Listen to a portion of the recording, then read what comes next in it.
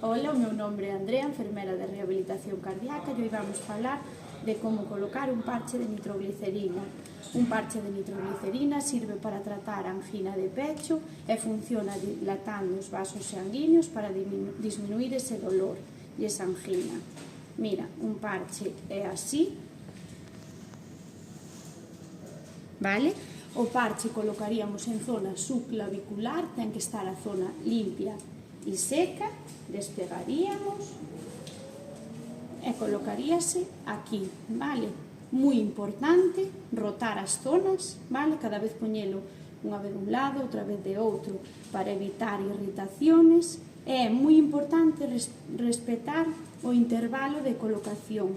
En moitas pautas mándanolo poñer durante 8 horas e deixar unhas 12 horas libre.